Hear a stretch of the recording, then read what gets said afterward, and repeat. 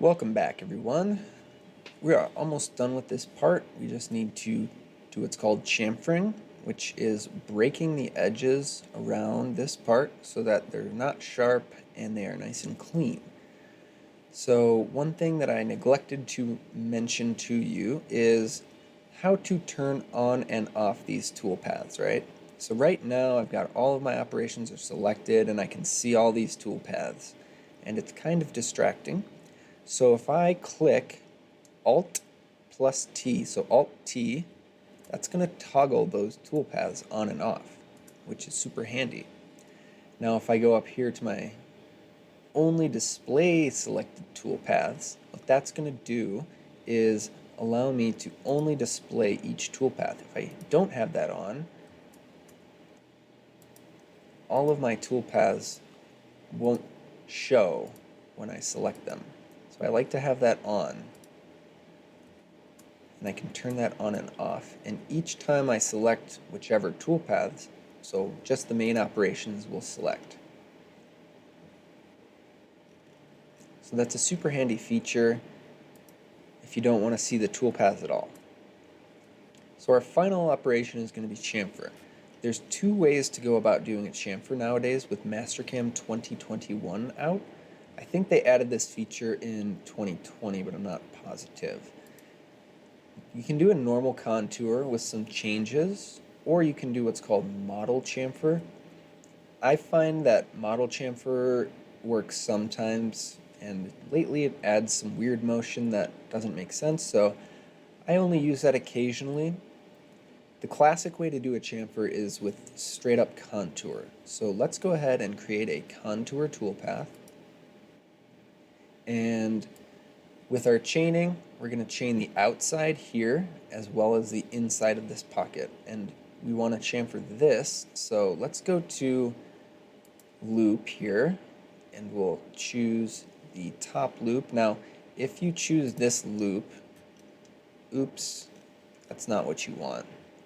You can just unselect that. So you want to select that loop there. And again, we want to make sure our toolpath is going correctly, so clockwise on the outside. And we'll choose this inside loop here. And we're going clockwise on the inside, which we want to switch. So with the reverse key here, let's reverse that chain. And we'll click that OK. Back into our parameters screen here, we're going to want to choose a tool, and you guessed it, chamfering uses a chamfer mill.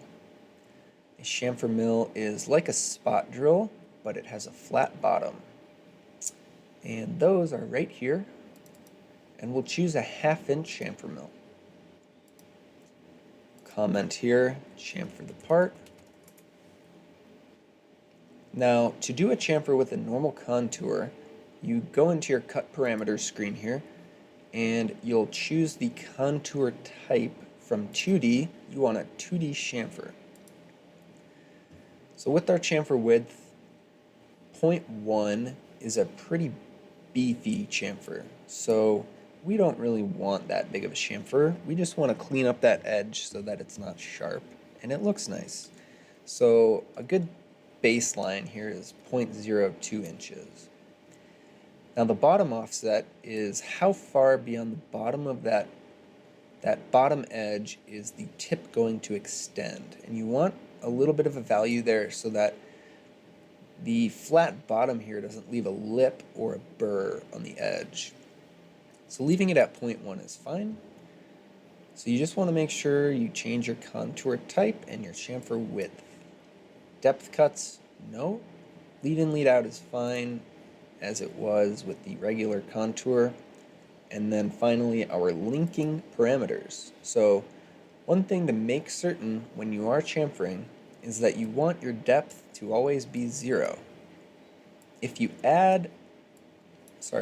go negative on that value there, if you go negative 0.1,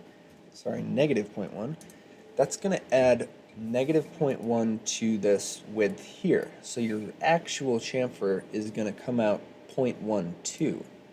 So you always want to leave that as 0.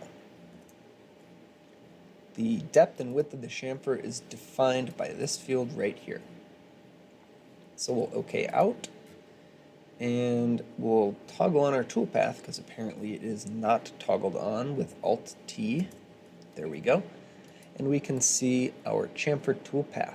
So it looks really deep, but that's because it has that bottom offset. So we'll backplot and take a look here, and I'll pause it so I can take a look at what it's doing, and you can see again that big bottom offset there. So it's not actually cutting super deep on the profile. So that looks good, and to verify what everything looks like on this part, let's go to our machine group and select everything and run it through our verify simulation.